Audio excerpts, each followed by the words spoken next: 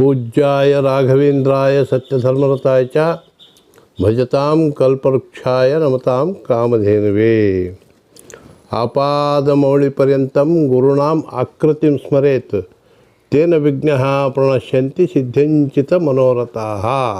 ಶ್ರೀಗುರುಭ್ಯೋ ನಮಃ. ಹರಿ ಓಂ. ಮೀನರಾಶಿಯ ನನ್ನ ಆತ್ಮೀಯ ಬಂಧುಗಳಿಗೆ ಸ್ವಾಗತ.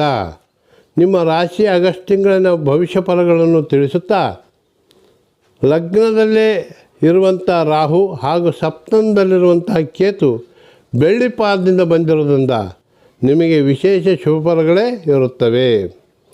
3ರಲ್ಲಿ ಗುರು ಹಾಗೂ ಮಂಗಳ ಯುತಿ ನಿಮಗೆ ಶುಭದಾಯಕ ಫಲ ನೀಡುತ್ತಾರೆ. ಚತುರ್ಥದಲ್ಲಿರುವಂಥ ಬುಧ ಗ್ರಹನು ಹಾಗೂ 5ರಲ್ಲಿರುವ ರವಿ, 6ರಲ್ಲಿ ಇರುವಂಥ ಶುಕ್ರ ನಿಮಗೆ ಶುಭ ಹಾಗೂ ಧನಲಾಭಗಳನ್ನು ನೀಡುತ್ತಾರೆ.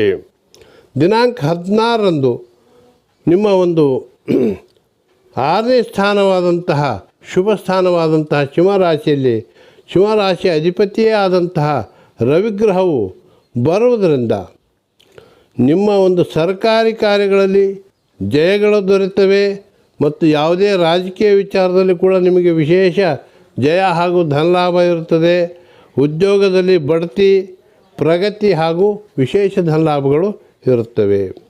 ಇನ್ನು ಶನಿಗ್ರಹ 12ನೇ ಸ್ಥಾನದಲ್ಲಿ ಬೆಳ್ಳಿ ಪಾದದಲ್ಲಿ ಸ್ಥಿತರಿದ್ದು ಈಗ 11ನೇ ಸ್ಥಾನವಾದಂತಹ ಮಕರ ರಾಶಿಯನ್ನು ವೀಕ್ಷಿಸ್ತಿರುವುದರಿಂದ ನವಂಬರ್ 8ರಂದು ಮತ್ತೆ ಪುನಃ ಒಂದು ತನ್ನ ಅಸ್ತವನ್ನು ತ್ಯಾಗ ಮಾಡಿ ಕುಂಭರಾಶಿ ನೋಡುವುದರಿಂದ ಕೊನೆಗೆ ನಿಮಗೆ ನವಂಬರ್ 8ರವರೆಗೆ ಈ 4 ತಿಂಗಳು ನಿಮಗೆ ಸಾತಿನ ಒಂದು ಪರಿಣಾಮಗಳು ಅಥವಾ ಫಲಗಳು ಉಂಟಾಗುವುದಿಲ್ಲ.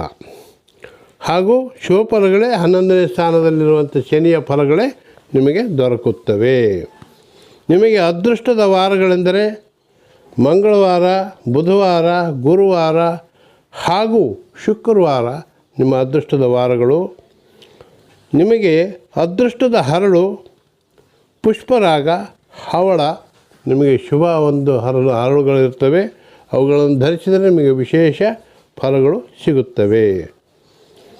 ಆಗಸ್ಟ್ ತಿಂಗಳಿನಲ್ಲಿ ದಿನಾಂಕ 6ರಿಂದ 10, 13, 14, 15, 18, 19, 22, 23, 26, 27 ಹಾಗೂ 30, 31ರಂದು ನಿಮಗೆ ಶುಭ ದಿನಗಳು.